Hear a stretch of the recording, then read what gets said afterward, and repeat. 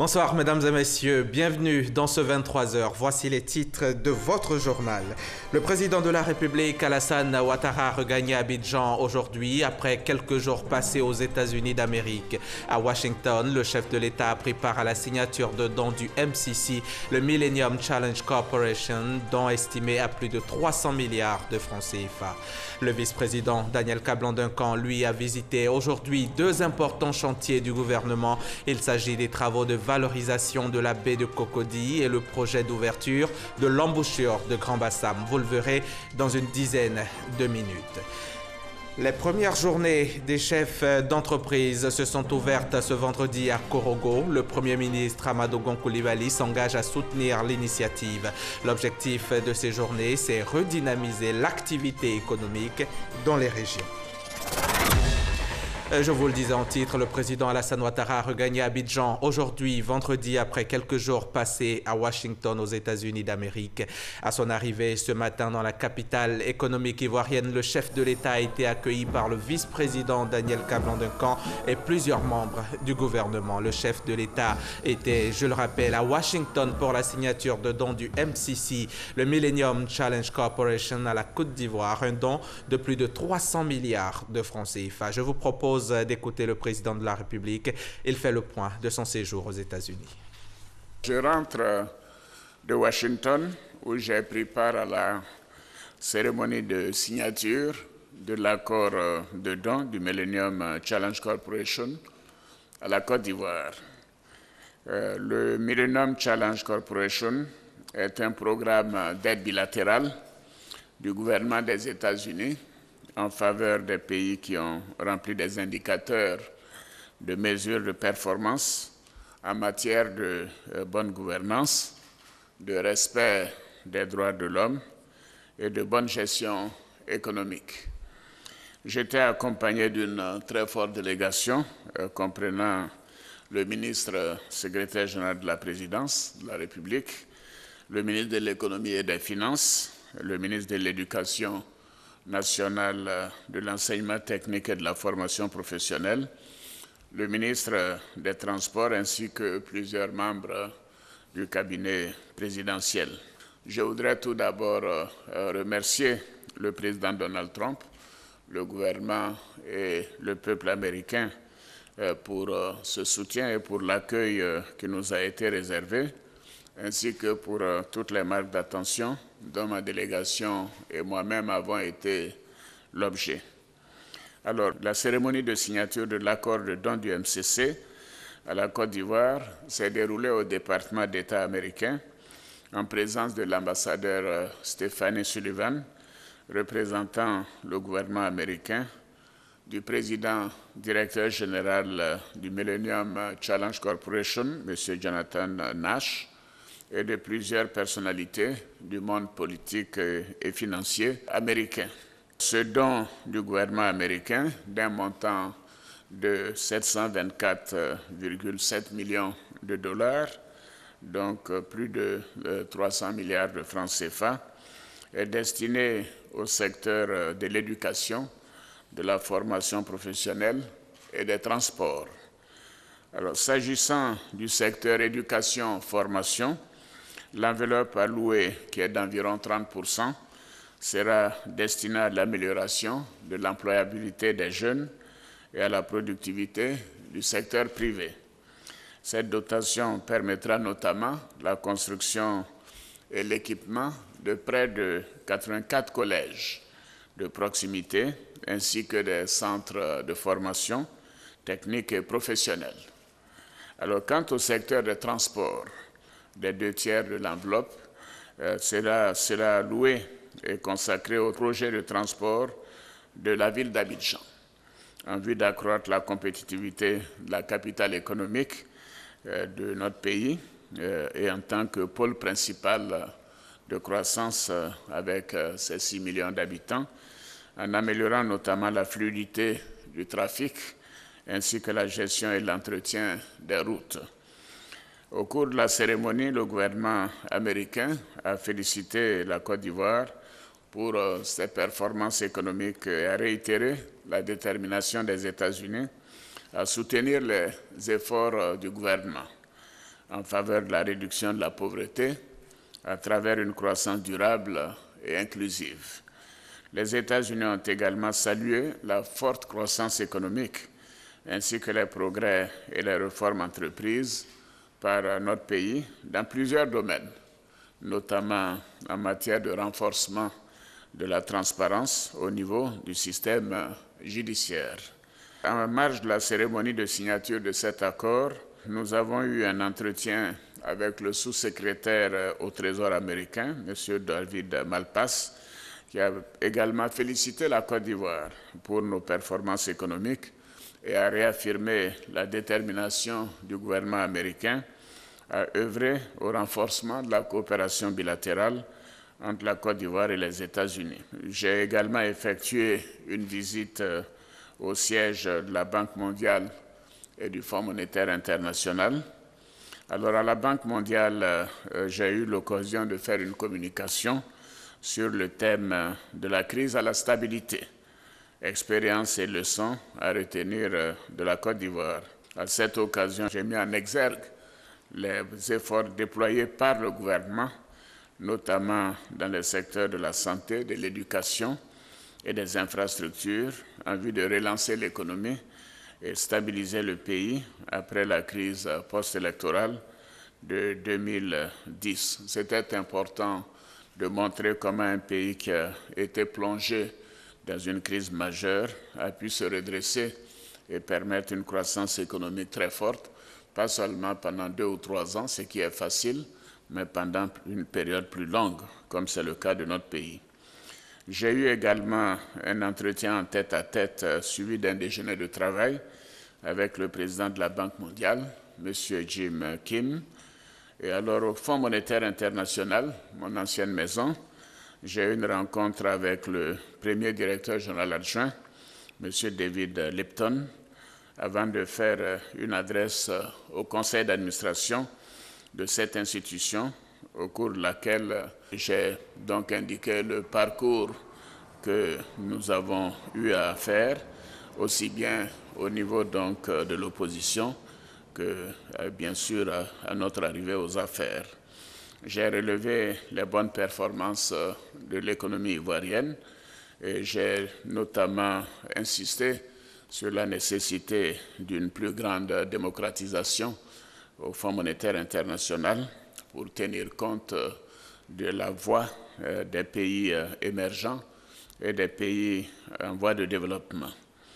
Alors, les membres du conseil d'administration du FMI ont félicité notre pays pour les succès économiques enregistrés au cours des 6 dernières années et ont apporté leur soutien et leur encouragement à notre pays qui ont selon eux un modèle unique. Enfin, j'ai fait une communication au Centre d'études stratégiques internationales, qui est un prestigieux cercle de réflexion et d'influence aux États-Unis. À cette occasion, j'ai présenté les recettes entre guillemets qui ont permis de relancer l'économie ivoirienne, notamment les mesures urgentes que nous avons développées déjà depuis l'Hôtel du Golfe pour la mise en place d'un programme présidentiel d'urgence et ensuite tous les efforts qui ont été faits pour la réhabilitation des universités, des infrastructures de base, des écoles, des hôpitaux, des routes et ainsi de suite. Mais j'ai insisté sur le fait que la première chose importante, c'est un bon cadrage macroéconomique. S'assurer que le pays ait bien sûr une bonne croissance, mais également qu'elle arrive à maîtriser le déficit budgétaire et l'inflation et à bien orienter les priorités pour être sûr que, bien évidemment, dans la mise en œuvre, la rigueur et la bonne gouvernance doivent être de mise. Alors, j'ai fait mention des réformes engagées dans le secteur du cacao et de la noix de cajou pour dire que notre ambition maintenant, c'est de passer à la transformation de ces 2 produits dont nous sommes les premiers producteurs au monde. Nous avons également mentionné les investissements massifs qui ont été faits dans le secteur de l'énergie, ainsi que les dépenses pour la partie de la population la plus défavorisée, en vue d'améliorer les conditions de vie des Ivoiriens en général. Grâce à ces performances, notre pays est donc l'une des économies les plus dynamiques au monde, avec un taux de croissance moyen annuel de plus de 9%. Et ceci est vraiment exceptionnel et je crois que nous devons le dire avec beaucoup de fierté. Je félicite le gouvernement pour cette performance qui est unique, non seulement sur le continent, mais également dans le monde. J'ai aussi présenté les opportunités d'affaires qu'offre notre pays grâce aux mesures engagées en matière de lutte contre la corruption, l'amélioration du climat des affaires, la place stratégique de notre pays au sein de l'UEMOA et de la CEDEAO, ainsi que la politique d'ouverture de la Côte d'Ivoire. J'ai donc invité les entreprises américaines à s'intéresser davantage à la destination Côte d'Ivoire pour réaliser les affaires et bien sûr, à cette occasion, nous avons plaidé pour le dossier Air Côte d'Ivoire et je suis heureux de l'aboutissement de ce dossier important. Je peux dire que ce séjour a été particulièrement fructueux pour la Côte d'Ivoire. Il a permis de renforcer les relations d'amitié et de coopération entre les États-Unis et notre pays et de nouer des contacts utiles pour l'avenir. Notre objectif, comme je l'ai indiqué au gouvernement américain, est de tout mettre en œuvre pour l'obtention d'un deuxième compact du Millennium Challenge Corporation pour notre pays dans les 3 à 5 ans à venir.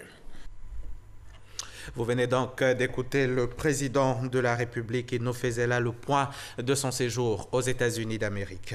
Le président, dès son arrivée, n'a pas eu de répit. Il a reçu ce vendredi même Paul Kabatieba, le premier ministre burkinabé, est à Abidjan pour échanger avec les ressortissants burkinabés vivant en Côte d'Ivoire sur les possibilités d'investissement dans leur pays d'origine. Après cette audience, c'était au tour du ministre équato-guinéen délégué à la présidence chargé de la sécurité extérieure d'être reçu par le chef de l'État. Juan Antonio Bibang Chichuma et le président Alassane Ouattara ont évoqué le sommet UE-UA et la chute du prix du pétrole. Je vous propose d'écouter le Premier ministre burkinabé à sa sortie d'audience avec le chef de l'État.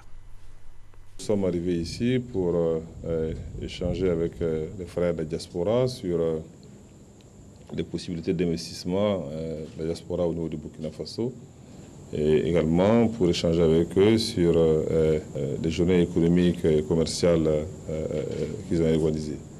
Alors, c'était un devoir pour moi de venir vous rendre compte que toutes ces manifestations se sont déroulées dans de bonnes conditions. La diaspora burkinabé est déterminée à venir accompagner le gouvernement du Burkina Faso pour la construction du plan national de développement économique et social. Alors, ils ont identifié un certain nombre de projets, notamment la création de petites et moyennes entreprises, des petites et moyennes industries, et même de très petites entreprises dans différents secteurs pour essayer donc d'apporter leur pierre à la construction donc, de l'économie nationale. Je voudrais également rendre compte qu'en marge de notre présence ici, le Premier ministre, mon frère Amadou Gon Coulibaly et moi, nous avons échangé sur le traité d'amitié et de coopération entre la Côte d'Ivoire et le Burkina Faso, notamment les suites du 6e TAC qui s'est tenu à Ouagadougou. Comme vous le savez, Monsieur le Président, il y avait un certain nombre de décisions que vous aviez arrêtées avec votre frère, le président du Faso, Son Excellence M. Roch-Marc Christian Kaboré. Donc nous avons fait le point de décisions qui ont été arrêtées et arrêté un calendrier pour leur mise en œuvre. Le vice-président Daniel Kablan-Duncan, lui, a visité ce vendredi 2 importants chantiers du gouvernement. Il s'agit des travaux de valorisation de la baie de Cocody et le projet d'ouverture de l'embouchure de Grand Bassam. Pour les travaux d'aménagement de la baie de Cocody, le vice-président assure que les délais seront tenus. Il le dit au micro de Viviane Haïm. Lancé depuis le 18 janvier 2016, Les travaux de sauvegarde et de valorisation de la baie de Cocody, après une première phase qui a consisté en des travaux de dragage de la lagune polluée, sont entrés désormais dans la phase 2 du projet qui consiste en la réalisation des infrastructures prévues par le projet, à savoir l'aménagement des berges, la construction d'une marina, la construction d'immeubles et d'un parc urbain qui comportera des infrastructures commerciales et de loisirs. Le vice-président de la République, Daniel Kablan-Duncan, en visite ce vendredi sur le chantier de la baie de Cocody, tenait à s'enquérir de l'état d'avancement des travaux. L'expertise marocaine qui existe sur le dossier, l'expertise ivoirienne dans ce dossier, nous allons avoir un projet qui va faire en vie. Et c'est un exemple extraordinaire de coopération sud-sud. C'est ça que moi je retiens à ce sujet. C'est un dossier qui va changer le visage à la fois donc, de la ville d'Abidjan, mais singulièrement du plateau et de Cocody. Je pense que c'est tout ça sur lequel il faut qu'on se concentre et faire en sorte qu'on puisse aller de l'avant. Abidjan accueillera à la fin de ce mois de novembre le sommet Union européenne-Union africaine. Dans la perspective de cette importante rencontre, le vice-président de la République a souhaité que certaines dispositions soient prises au niveau de la conduite des travaux. Nous souhaitons que les abords soient propres, puisque vous savez, nous allons avoir les 29 et 30 novembre prochains un sommet donc, des États membres de l'Union africaine et de l'Union européenne qui seront ici. Beaucoup de chefs d'État et de gouvernement ont confirmé leur présence ici. Au départ, on pensait avoir 4000 personnes, mais on peut dépasser même peut-être les 7000, de ce qu'on croyait savoir. Donc il va y avoir une affluence ici et il faut que la ville d'Abidjan porte sa plus belle robe, si je puis dire, soit totalement propre. Madame le ministre travaille déjà en amont sur ce dossier. Et je pense, comme il s'agit d'un grand chantier, que les gens, en passant, vont certainement regarder des véhicules, puisque quand on passe là-haut, vous voyez cela, que peut-être on nettoie ça. Je crois que vous avez entendu qu'on est tous d'accord que ce nettoyage sera donc fait. Et je crois que c'est pour le bien donc au niveau d'Abidjan.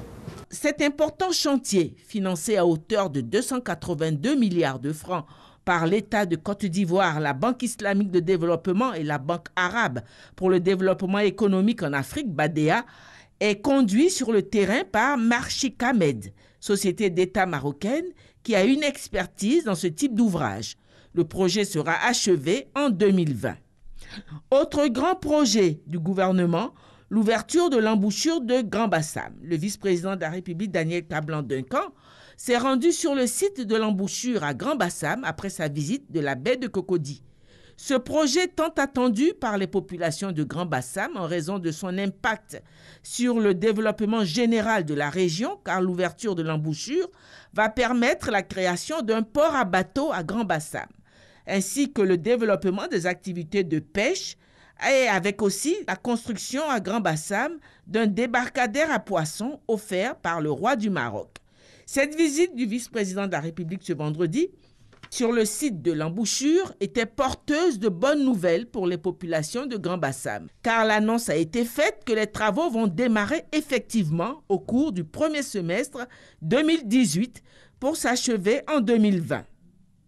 En outre, les travaux de construction du débarcadère pour la pêche traditionnelle seront réalisés dans le même temps. Le ministre des Ressources halieutiques a présenté le site retenu. C'est un projet de 20 milliards à peu près, c'est 19,12 milliards, mais j'arrondis ça à 20 milliards de francs CFA, qui va se faire pour l'embouchure. Mais l'embouchure seule, comme c'était indiqué, ne suffira pas. Il faut faire des éléments conjoints pour aller de l'avant. Comme Sa Majesté Mohamed VI, que Dieu l'assiste, avait décidé de faire un débarcadère ici à Grand Bassam. Nous sommes venus voir à la fois l'embouchure, mais aussi voir, disons que le débarcadère qui va se faire ici. Par ailleurs, avec les Italiens, il était question aussi de mettre une sorte de petit, disons que, arsenal donc, maritime ici, qui fait qu'il va y avoir donc une conjonction d'un certain nombre d'éléments, avec notamment le quartier historique de Grand Bassam, de manière à ce qu'on ait une cité à la fois balnéaire, touristique, culturelle, de manière à ce qu'à partir d'Abidjan, pour les week-ends, les gens peuvent venir ici pour beaucoup de choses et se reposer, prendre des poissons, etc. Et c'est des synergies extraordinaires. Le chantier d'ouverture de l'embouchure de Grand Bassam sera également conduit par la société d'État marocaine Marchik Ahmed. Je vous amène maintenant à Korogo, dans la région du Poro, pour prendre part aux premières journées des chefs d'entreprise. Je vous le disais dans le titre, l'objectif de ces journées, c'est redynamiser l'activité économique dans les régions. Le Premier ministre Amadou Gon Coulibaly s'engage à soutenir l'initiative. Herman Guivet, depuis Korogo. Une centaine de chefs d'entreprise, de partenaires économiques présents dans la région du Poro écoutent avec attention le président du conseil régional du Poro, Tiemoko Yadé Coulibaly, faire cet aveu. Chef d'entreprise, je voulais vous dire que vous êtes venus. Nous vous avons vu.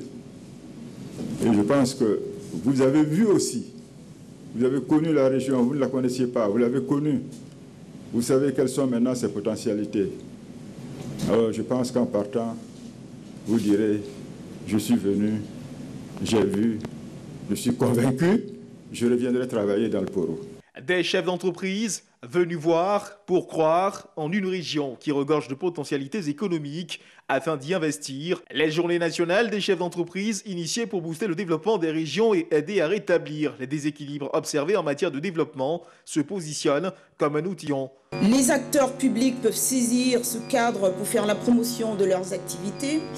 Quand les opérateurs privés peuvent faire un lieu de prospection et de recherche de nouveaux leviers d'expansion pour les collectivités territoriales, c'est le cadre idéal pour présenter les atouts de leur région afin d'attirer de nombreux investisseurs. Le choix porté sur la ville de Korogo pour la première édition de ces journées n'est pas fortuit. L'activité économique dans la région est prometteuse. La grande région de Savanes, ou plus exactement le district de Savanes, dont le chef-lieu est Korogo, dispose donc de nombreuses potentialités. Ces journées permettront de faire découvrir aux hommes et femmes d'affaires les opportunités d'investissement dans les régions. Elles mettent en contact des chefs d'entreprise d'envergure nationale et même internationale avec des champions locaux en vue de tisser d'éventuelles relations d'affaires. Elles stimulent ainsi les champions locaux qui aspireront ainsi, je dirais, à accroître leurs activités.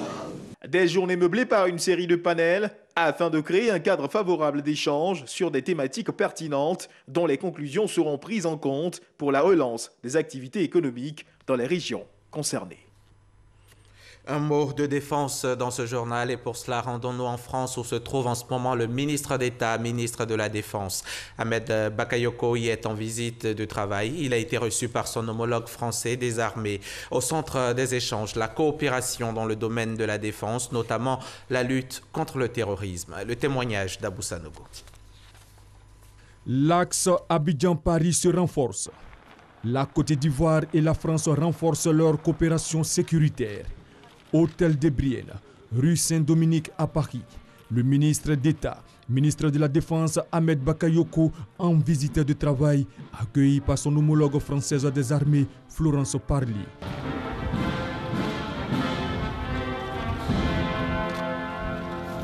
Pour leur première rencontre, les échanges ont essentiellement porté sur les questions liées aux défis sécuritaires dans toute la sous-région ouest-africaine et dans bien d'autres domaines, notamment la formation des soldats ivoiriens. Nous avons parlé de la vision de la Côte d'Ivoire de projeter des troupes au niveau des missions de paix et de faire tout cela en synergie avec l'appui de la France.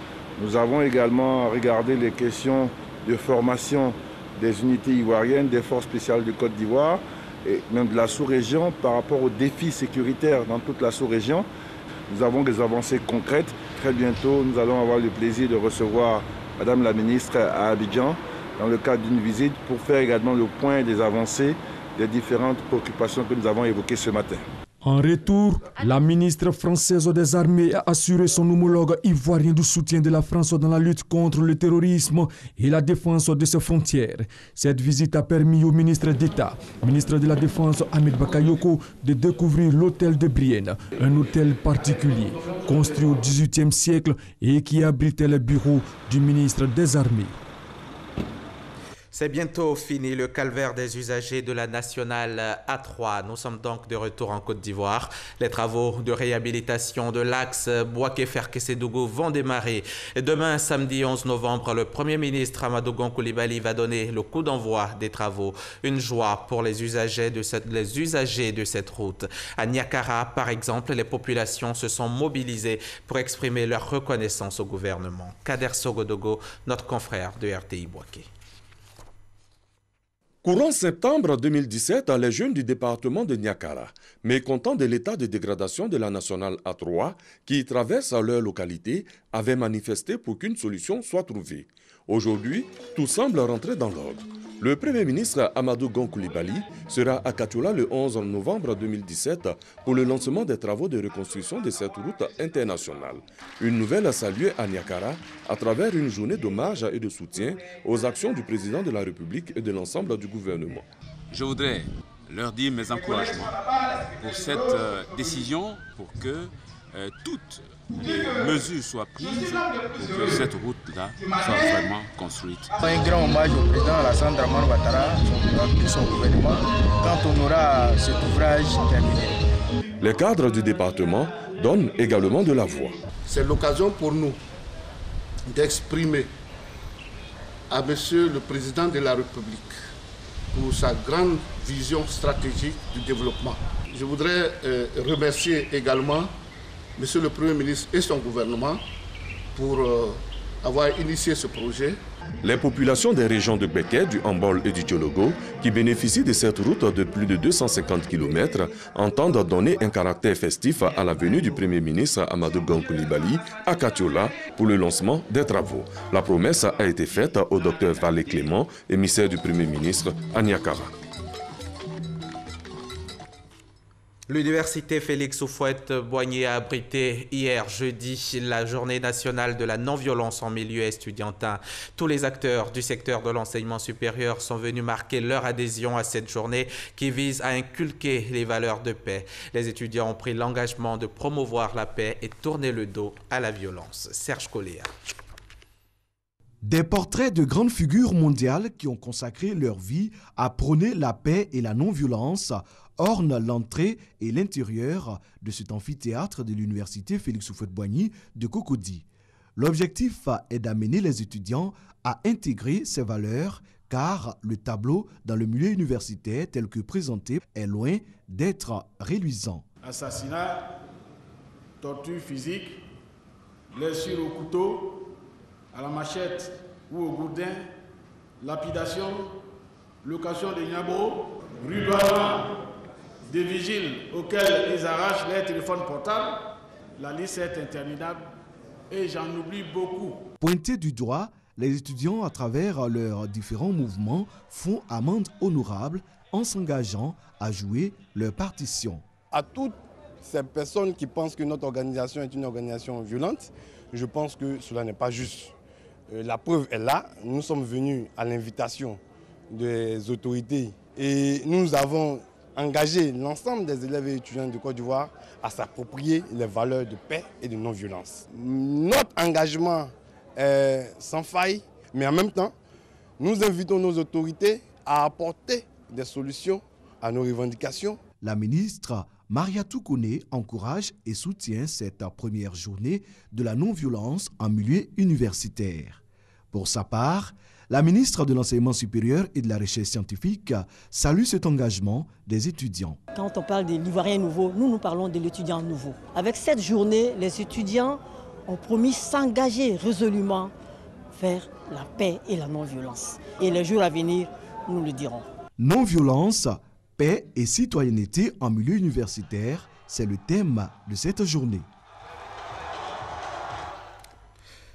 En bref et en images, Audrey Azoulay a été confirmée ce vendredi par la conférence générale à la tête de l'UNESCO. L'ancienne ministre française de la Culture est la deuxième femme à diriger l'UNESCO, l'Organisation des Nations Unies pour l'éducation, la science et la culture, après Irina Bokova à laquelle elle succède. Audrey Azoulay sera officiellement investie lundi, le 13 novembre prochain, au siège de l'organisation à Paris. La victoire à tout prix, c'est l'ambition affichée par les éléphants de Côte d'Ivoire. Ils affrontent demain samedi au stade Félix Houphouët-Boigny l'équipe nationale du Maroc. Un match comptant pour la 6e et dernière journée des éliminatoires de la Coupe du Monde Russie 2018. Ce match est donc une finale pour les éléphants qui espèrent une victoire afin de décrocher leur billet pour la Russie. Les éléphants jouent gros ce samedi face au Maroc. Un match de poule qui est devenu un match de coupe. Une finale à gagner impérativement pour la troupe de Villemotte. 3 points en jeu qu'il faut prendre pour composter le ticket de Russie 2018.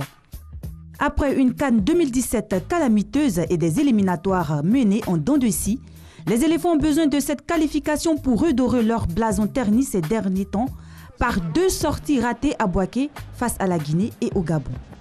2 rencontres à vite oubliées. Et depuis l'arrivée de Villemotte, les éléphants piétinent leur football. 3 défaites, 1 nul et 1 victoire en 5 sorties, toutes compétitions confondues. Face au Maroc, les éléphants ont l'avantage des statistiques de ces 10 dernières années. En 6 confrontations depuis la CAN 2006, les Ivoiriens comptent 2 victoires, 3 nuls et seulement 1 défaite. Un avantage psychologique. Un avantage sur papier car les cartes sont en faveur des Lions de l'Atlas avec un petit point d'avance sur nos Pachidènes. Un nul suffit au bonheur des Marocains. En 5 sorties dans ces éliminatoires, les éléphants enregistrent 2 victoires, 2 nuls et 1 défaite. Ils ont marqué 7 fois pour 3 buts encaissés, soit une moyenne de 1,4 par match. Ce samedi, c'est d'un match référence que les Ivoiriens ont besoin. Celui qui doit faire chavirer de bonheur toute une nation. Et un match comme celui-là se gagne avec le cœur.